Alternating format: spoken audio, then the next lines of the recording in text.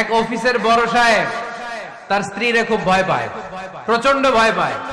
তো সে মনে মনে ভাবলো, দেখি আমার অফিসের যারা স্টাফ আছে, ম্যানেজাররা আছে, এরা কতটুকু ভয় পায়, এরা ভয় পায় কিনা। তো একদিন সকালবেলা অফিসের সব স্টাফ গুলোর একসাথে দাঁড় করায় বলতেছে, এই আপনারা যারা যারা আপনাদের স্ত্রীদেরকে ভয় পান তারা ডান দিকে যান, আর যারা স্ত্রীকে ভয় পান না এরা বাম দিকে যান। অফিসের সব কর্মচারী ডান দিকে চলে গেছে, সবাই ভয় পায়, একজন শুধু বাম দিকে। বাম দিকে কয়জন ভয় পায় না, আর যারা ভয় পায় এরা ডান দিকে, ডান দিকে সবাই। তো বড় সাহেব ভাবছে, আলহামদুলিল্লাহ আমার অফিসে একজন হইলেও বীর পুরুষ আছে।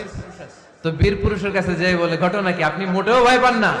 কয়, স্যার প্রতিদিন অফিস করার জন্য যখন ঘর থেকে বের হয় আমার বউ আমারে বলে দেয়, খবরদার সবাই যেদিকে যায় তুমি কিন্তু ওইদিকে যাইবা না,